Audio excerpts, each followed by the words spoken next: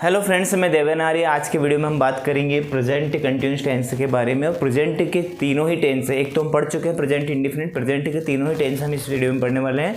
तो फटाफट हम देख लेते हैं। अधिकांश मैं जानता हूं कि अधिकांश बच्चों को, अधिकांश स्टूडेंट्स को टेंस आते हैं, लेकिन फिर भी हम यहाँ पर आगे की ग्रामर पढ़ने के लिए टेंस का रिवीजन कर रहे हैं। टेंस की यादें आपके दिमाग में फिर से ताज़ा करना चाहते हैं ताकि आपको आगे आने वाली ग्रामर में कोई दिक्कत ना आए। तो प्रेजेंट कंटिन्यूअस टेंस की बात कर लें तो प्रेजेंट कंटिन्यूअस टेंस जो होता है, प्रेजेंट टेंस का दूसरा टेंस होता है, जिसकी पहचान होती है कि इस टेंस में हिंदी के वाक्य में रहा है, रही है, रहे आते हैं, साथ में या तो है आ सकता है ना, इनके अलावा भी हूँ भी आ सकता है। ठीक है, तो हमने यहाँ पर लिखा है आदि। ठीक, अब इसका जो फार्मूला होता है ये होता है कि सब्जेक्ट के साथ में इज, एम, आर तीनों में से एक हेल्पिंग वर्ब रहती है। अब इज, एम, आर का आप डिफाइन कैसे करेंगे? सिंगुलर यदि आपका सब्जेक्ट है तो इज हेल्पिंग वर्ब रहेगी, यदि आई आपका सब्जेक्ट है तो एम रहेगा, और यदि प्लूरल यानी कि बहुवचन आपका सब्जेक्ट है तो आर हेल्पिंग वर्ब रहेगी, जैसे कि है ना। और उसके बाद में क्या रहेगा?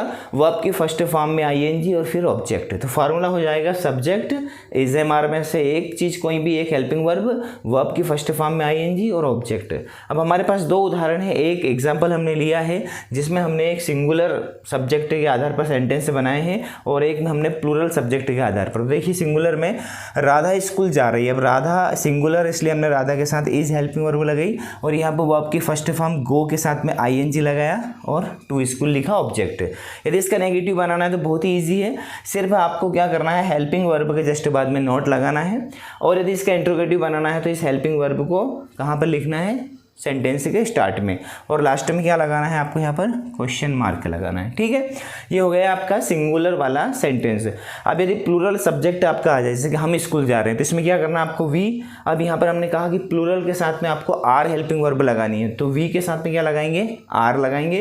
गोइंग टू स्कूल, नेगेटिव बनाना है तो आर के बाद में नॉट लगाया, इंट्रोगेटिव बनाना है तो आर को पहले लिख दिया।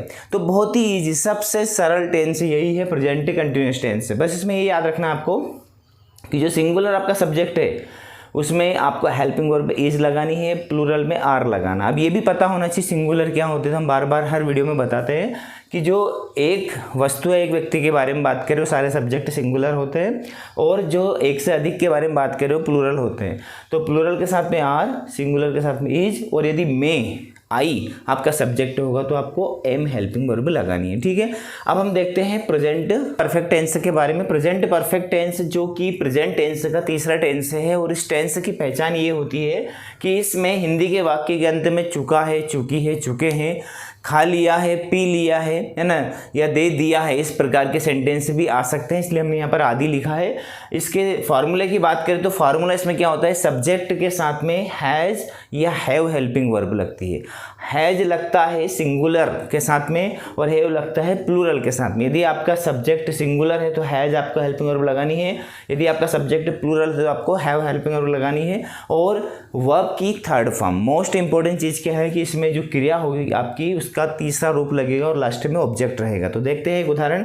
सुमित स्कूल पहुंच चुका है, तो सुमित एक सिंगुलर सब्जेक्ट है, इसलिए हमने क्या लगाया? सुमित हैज़। ठीक है, और पहुंचने के लिए वर्ब होती है रीच, तो रीच की हमने थर्ड फॉर्म लगी रीच्ड।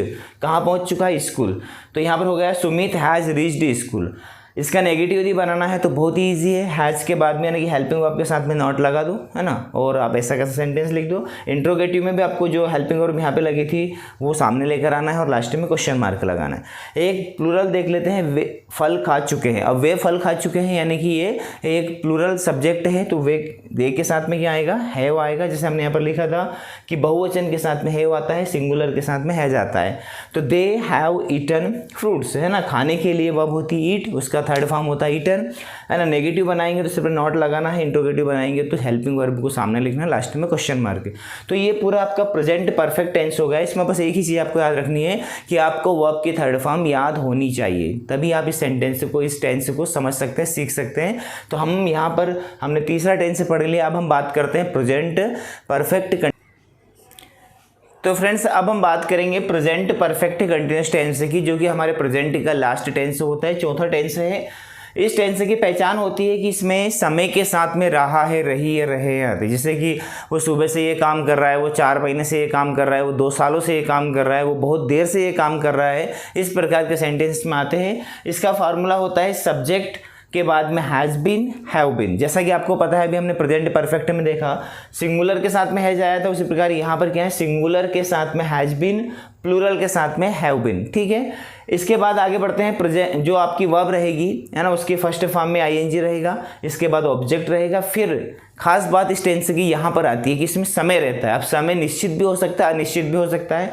तो जो निश्चित समय होता है जिसमें तारीख, सुबह, शाम, किसी सप्ताह के दिन का नाम जैसे सोमवार, मंगलवार, इस प्रकार, या फिर ईयर जैसे कि 2011, 2006, इस प्रकार के यदि सन आते हैं तो फिर वो जो समय रहता है वो निश्चित रहता है, और निश्चित समय के लिए हम क्या लगाते हैं, सिंस लगाते हैं। और यदि अनिश्चित समय हो, अनिश्चित समय जैसे कि घंटे, दिन, महीने, इतनी देर, उतनी देर, इस प्रकार के जो पीरियड ऑफ टाइम रहते हैं उनको हम क्या बोलते हैं, अनिश्चित समय। तो अनिश्चित समय के लिए हम फॉर लगाएंगे। तो निश्चित समय के लिए सिंस लगाएंगे। निश्चित समय में कौन कौन आता है देख लीजिए, आप नोट कर लीजिए।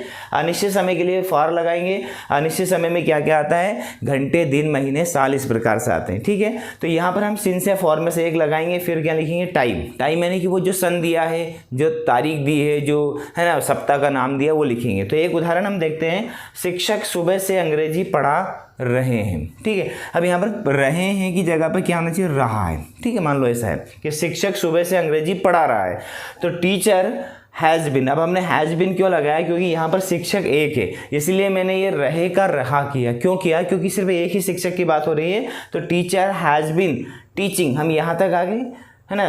Teacher has been teaching, object क्या है हमारा, इंग्लिश। फिर हमने क्या लगाया, सिंस। क्यों लगाया, क्योंकि सुबह रहता है, सुबह का जो टाइम रहता है वो निश्चित समय में आता है।